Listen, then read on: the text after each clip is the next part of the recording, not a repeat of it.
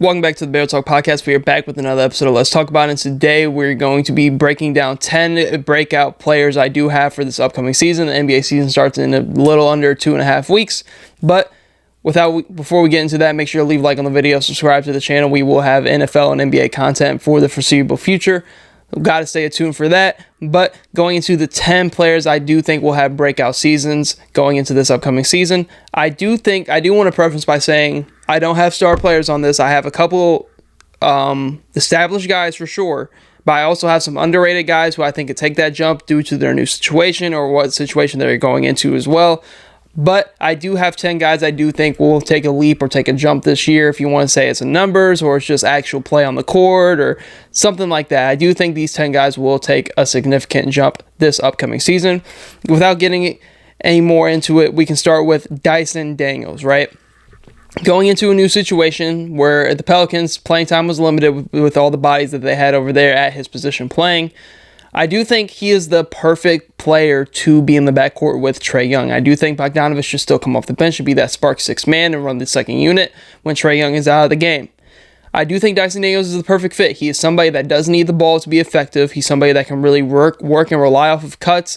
But he's also somebody to where with the right development in Atlanta, he can be a secondary playmaker for them with Trae Young on the court as well, but not to the level of DeJounte Murray that was. So looking at this, I think he's the perfect 3-and-D guy. If he can get the jump shot rolling, he's the perfect defender. I think he's going to be putting his name in the conversation as one of the better on-ball defenders in the league.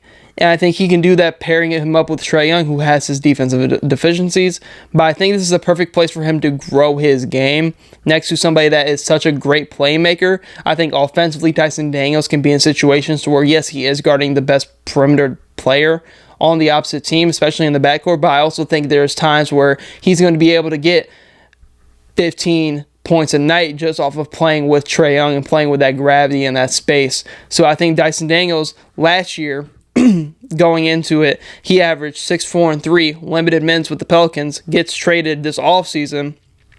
I also have my projections for what I think these guys will average. I think his three-point percentage does take a tick up just with development alone. I think he's just going to get a lot more easier looks playing with somebody of Trae Young's caliber. I think he's going to average somewhere around 12 points a game, somewhere around 6 rebounds, somewhere around 4 assists a game. I think 12, 6, and 4 from what he did last year, I think is a very good jump for somebody that I think is going to be the starting shooting guard next to Trae Young, who is going to be Super Bowl dominant. But I think Dyson Daniels can have that stat line this year, and I think he can really hit that next step in his career. At number 9, Brandon Podziemski, somebody who had a very, very good year, very, very good fitting role with the Warriors last year, is going to be asked a lot more of this year with no Klay Thompson. I'm interested to see, because they are a deep team, to see the kind of rotations they do get. I kind of like the idea of him coming off the bench and running that second unit with DeAnthony Melton and having Buddy Hield start in the starting lineup for his spacing and shooting ability. But I think Brandon Podziemski is going to be closing games for this Warriors team alongside Steph Curry in the backcourt. So looking at this, last year, he averaged 9, 6, and 4. Well, I think he's the perfect complementary piece for what the Warriors system and what the Warriors do. He's a great rebounder for his size. He can play make. He can defend. He can do a little bit of everything for them. Last year, he averaged 9, 6, and 4. I think he could be a big enough jump for him to hop into 6 Man of the Year cases, depending on if he is starting or coming off the bench. If he can get into the realm of averaging around 13 to 15 points a game with about 5 to 6 rebounds still, with about 4 to 7 assists, because I think his playmaking ability is going to be more highlighted with this team, especially with that second unit, because you got to think no Chris Paul this year, no Klay Thompson this year as well. So I think they're going to need somebody to be able to help play make alongside Steph Curry, Draymond Green. I think Brandon Podziemski can fit that mold. So if he can average around, let's say, they're going to need scoring as well, so about 14, 6, and 4.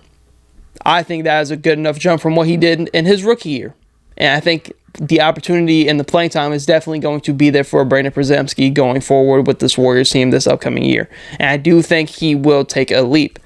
Number 8, a little bit of a low-key one. Like I said, I really dove deep into some of the situations around the league and how I think guys will develop. I have Jalen Smith at the Chicago Bulls. Looking at this, they're in a new direction. They're moving forward. They're moving off of guys. They don't have DeMar DeRozan, Zach LaVine, and Vucevic are guys, the names I think will be traded. So with Jalen Smith and this team, his play style fits way more than what Vucevic is. So I think this team is going to be predicated off getting up and down, kind of like how they were pre-Lonzo Ball injury, where they were getting up and down all the time. They were one of the faster-paced teams in the league. And I think Jalen Smith can fit that mold at that 5 spot. Going into last year, where he had a solid season for Indiana being a backup, looking at this, I think Vucevic does get moved, and it opens the door for Jalen Smith to have a really good back half of the year post Vucevic getting moved, whenever time that would be. So I think last year's stats of 10, 5, and 1 and limited playing time, I think if he can get up to being the main center on this team, I think he can get up to about 13, 14, and 10 a night for the Chicago Bulls team with the pace that I expect them to play at with a Josh Giddey, a Kobe White, Ayo Dosunmu, Alonzo Ball. Like, with the guards that are all there, they can all play make, they can all run the floor. I think if Jalen Smith really buys into that in Chicago and gets the appropriate playing time, I think he can give you around 13 and 10 a night being the starting center for the Chicago Bulls. I think he has the build and the athleticism to be able to run up and down with the Chicago Bulls team and their young guards. And I'm very excited to see if he can be kind of a mold of what they're looking to build towards at that 5 spot for Chicago. At number 7, a common name that has been thrown around for the past 2 years now is Nikola Jovic. He's going to be on a lot of breakout candidate boards. And I have to be right along with him. I think the Miami Heat, with the lack of stuff that they were able to do this offseason in terms of making big-time moves, they're relying on their development, continuity on the roster, which is something I feel like they always do, and it's a lot of times it works out in their favor. Look at all the guys that they have developed into really good NBA players. Gabe Vincent, Max Strus, Jaime Jaquez, who was a first-round draft pick, but the development now, if you did a redraft, he'd go a lot higher. Tyler Hero even was a high draft pick. But looking at the development of those guys around him, even now Haywood Highsmith, Caleb Martin, all of these guys in Miami Heat have really done a good job of developing. I think Nikola Jovic is definitely going to be one of those guys. Limited playing time last year, but I think now at that position with that 4 spot where it's kind of a little bit jumbled up, but you have Jimmy Butler that can play the 3 or the 4. Kevin Love is really getting up there in age. He's really only a spot minute situational type of guy now. Looking at that, I think it's going to be permanent for him to have a big step up to make the Miami Heat the team that they want to be. And I think if they can stay healthy, it's going to make it a lot easier for him to make the strides that he wants to. Looking at last year's stats, 7, 4, and 2, if he can get around 12, 6, and 3, I think he's going to have a very good year, and this Miami Heat team is going to be better than what people expect, but they need to have a jump from Nikola Jovic. He is the young guy on their roster. We've seen from Jaime Jaquez what we're going to get. We've seen from Tyler Hero. We know we're getting from Haywood Highsmith. Nikola Jovic is still that question mark on the team to where it's like, what is he really going to be able to give you at his development stage? What can he give you for this team when the team is fully healthy? So I think it's going to be very interesting to see his development through this year. I do think he takes a leap though, and I think if he can get anywhere between double digits and high rebounding numbers and good level defense, because we know what you're getting from him defensively, it's already there. It's the offensive side and the playmaking potential side that he does also bring, but he's very versatile. You can really stick him at the 2 through 4, and I think he's going to be able to succeed depending on what lineups you do have out there, but I definitely think Nikola Jovic is a candidate to take a big time leap this season. At number 6, a more established guy, is more so based off what I saw in the back half of last year. I think RJ Barrett is in a really good situation to where I feel like the pressure, at least in that back half of the season, left his shoulders. Going back home to Canada, you saw him, it's just splits in general from Toronto took a tick up. The percentages, the numbers, everything was just going through the roof compared to where he was in New York. I think it's situational based. And I also think the pressure of playing for a team like the Knicks, and he was kind of looked at as a high draft pick savior kind of guy for New York. So I think him being back home, I think him is still 24 years old. I feel like RJ Barrett's been in the league forever. But looking at this, I think it's just a perfect situation, playing off of Quickly, playing off of a Scotty Barnes. He's in the perfect role to where he can really do a little bit of everything. And I think we're going to really start to see the expected versions of many people's eyes on RJ Barrett really come to light, because I think RJ Barrett still has a lot of room to grow in his game. So last year's stats, I really based it off of the back half of the year and his numbers in Toronto. So it was 22, 6, and 4. I think the scoring uptick could, if he can stay consistent from 3, I think he could average about 24, 25 a game with about six rebounds, 2 assists as well. But I think the scoring uptick, if he can stay consistent from 3, I think the opportunity is there for sure, because Scotty Barnes is a do-it-all kind of guy who's going to be able to open up the game for RJ Barrett. So I think RJ Barrett could have a smaller leap because I feel like he's already an established NBA player, but he's going to start to turn a lot of heads and be like, oh, this is the RJ Barrett that was in New York, but this new RJ Barrett that's in Toronto, okay, we see what the expectations that were once in New York, I feel like he's going to fulfill in Toronto. I think it's a great situation for him, pairing him with Scotty Barnes and Emmanuel Quickley. Got all 3 of those guys paid, wrapped up long term. I think it's going to be a fun thing to see develop, and I think RJ Barrett can really prove a lot of doubters wrong in the future. Going into the top 5, I have number 5, I have Jabari Smith Jr., somebody who I feel like never really gets talked about on that Houston Rockets team. They have a lot going on there, a lot of depth, but he is somebody that I feel like is the perfect player to plug next to Sengun. Sengun, we know, isn't the greatest defender in the world, but when you have a 6'10 guy in Jabari Smith Jr. that can space the floor, switch multiple positions, protect the rim, rebound at a high level, I think this sky's the limit. And I think he's still super young. I know what I'm getting from him defensively. I think that is a given at this point. He's a great defender and somebody that can space off the ball. But I think we might see a little bit more from a shot-creating perspective. Another year playing next to Sengun, another year under Ime Udoka. And depending on what they do go, if the Houston Rockets want to go star chase, which is something they've been linked and rumored to doing, I think Jabari Smith Jr. is going to be able to be a plug-and-play player on this Houston Rockets team with whoever they bring in, because he's somebody I think is an untouchable on this team for what he can provide you at his size. So looking at last year, 14-8-4. Looking at this, playing off of Sengun, I think there's going to be a lot more easier opportunities for him, but he's going to be a perfect fit. So I think he could average around 18-19, 10-3. I have it going from 14-8-4 to 19-10-3. On this Houston Rockets team. There's a lot of mouths to feed on this Houston Rockets team, but I think Jabari Smith Jr., with what he's able to give you on the court, a lot of his buckets are going to really be playing off of Sengun, playing off of Reed Shepherd, playing off of Fred VanVleet, to where I think you're going to be watching the course of the game and be like, man, Jabari Smith Jr. got 15-8 and going into the 4th. That's where I'm getting this kind of 19-10-3 mindset for Jabari Smith Jr., and I think just playing off of somebody that has the gravity of Sengun and the playmaking ability of Sengun, it's going to be so easy for Jabari Smith to get a lot of easy looks on this team. Going into number 4, now this one is super situational based, because I wanted to put him on here because I think he's due for a leap. He's coming into the season a little banged up, if I'm not mistaken. Trey Murphy III. Now, this is predicated off if Brandon Ingram does get moved, which is looking like that is going to happen at some point or another. But if he does get moved, last year's stats was 15-5-2. The opportunity will open up so much for Trey Murphy III. If they were, say, perfect case scenario, they move Brandon Ingram for a big. Now Trey Murphy goes to the starting lineup. Now it's DeJounte, CJ, Herb, Trey Murphy, Zion. Whoever they want to do, however they want to make that lineup, right? But with Trey Murphy as of right now, I think he could just take an uptick. I think it more so in usage. I mean, I think last year's stats, 15-5-2, I think he can go to 18-6-2, right?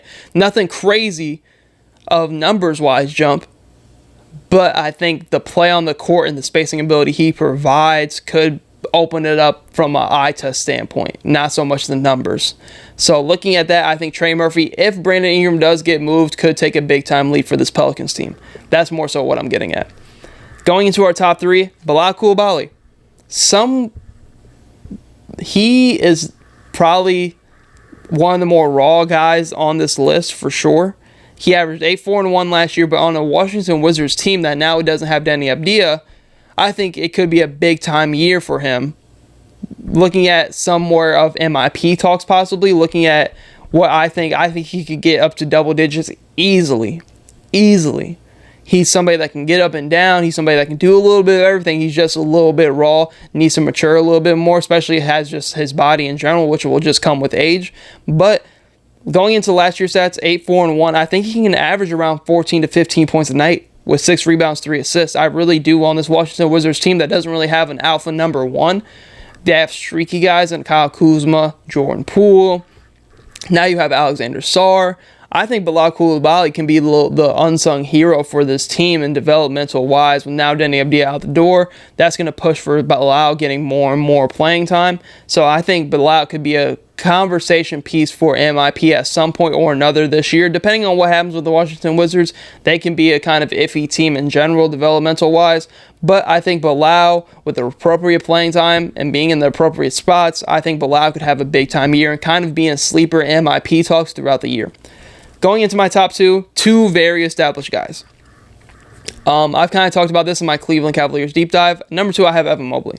This is more so predicated off the coaching change going from a defensive-minded coach in Eric Bickerstaff to Kenny Atkinson, who is more of an offensive-minded coach who has had a track record of having very good at development.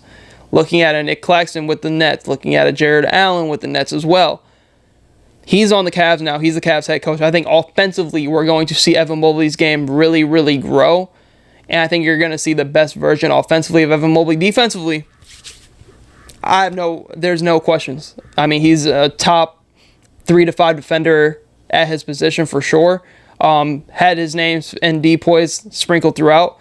But I think looking at this and the coaching change, I think the scoring uptick and the offensive mindset will be more so emphasized on Evan Mobley, because I think the best version of this Cavs team is with Evan Mobley being aggressive offensively. I think this team can struggle offensively at times. Kenny Atkinson, I think, is going to help with that. Evan Mobley is somebody who I think Kenny Atkinson can unlock that offensive potential that is in there. So last year's stats, 15-9-3, already good stats as is. I think he can get up to 19-10. I think he can get up to 19-10-5 a night. I think they can use him more as an offensive hub at times because he is a really good playmaker at his position. So I think he can give them 19-10-5. I think the scoring aspect is really going to be a big thing for Evan Mobley and his development. If he can space the floor even a little bit for the Cavs team this upcoming year, this entire Cavs team's outlook changes dramatically. So I think if Evan Mobley can take that jump offensively, which I think he can, I think he can average somewhere around 19-10. I think this Cavs team has an outlook perspective changes completely because of the jump I think Evan Mobley is going to take this upcoming season. Now, number 1, this is more so, it might not be a great uptick in numbers, but with the addition to this team, I have Paolo Banchero at 1. I am somebody who was super, super high on Paolo Banchero. Last year, averaged 22-7-5, lost in Game 7 of the first round conference in the Eastern Conference. So looking at this, the numbers didn't take a crazy jump from year 1 to year 2. This is the year I think it takes a jump. I think with the addition of KCP, some more spacing, I think with the development of what you've seen from Paolo Banchero in the playoffs and what I saw from him this past season, I think we're going to see a lot more point forward. I think this team lacks the true point guard. I don't know if it's Anthony Black. Still got to see a lot from him as well. But with no Markelle Fultz, I feel like Jalen Suggs is like the perfect 3-and-D guy, combo guard that can play make when he needs to. But I think his ability offensively is more suited off the ball. And I do think we're going to see a lot more point Banchero this upcoming season, which is very exciting to see because of all the skills that he has. He can play make, he can defend, he can really do it all. So if I see a little bit more of the point Paolo, and that really works for this team, they have a bunch of shooting and spacing around him. They're still looking for Franz to get the 3-ball back going. If Franz gets the 3-ball back going, then you have a lot of spacing for Paolo to get downhill and play make for others. So my projections for Paolo stat-wise, I think he can get to 25 a game. I think he can average 25, 7, and 8. That's how good I think Paolo Banchero can be this upcoming year with the appropriate spacing. I mean, he averaged 22, 7, and 5 with terrible spacing, one of the worst spacing teams in the league. You add spacing to this team, a lot more easier looks for guys and Paolo himself. So I think this upcoming year, I think he's going to have a very big-time year where he puts his name in his position and kind of the best in his position. I think Paolo Banchero is somebody who doesn't get talked about enough with how good he's been in his first 2 years. But this year, I think he can get to 25, 7, and 8 a game with the new spacing additions and KCP. And I think a year of development from just everybody on this team in general can open the door and make things easier on Paolo Banchero, especially if he's playing more of a point forward role, which I think that's best suited for this team has currently constructed. I think this team could be a great, great, great year for Paolo Banchero going forward. And I think this Orlando Magic team should look to have him be more point forward, because when he has the ball in his hands, good things happen. And I think it's going to be a learning process if they do move to him more going point forward role compared to like what they have on the roster in general. But I do think 25, 7, and 8 for Paolo this upcoming season and a little bit of a breakout year is not far out of the question for this Orlando Magic team and Paolo Banchero. But that is all I have for my top 10 breakout players for this upcoming season. That is all I have for this episode of the Barrel Talk Podcast. Hope you tune in to future episodes.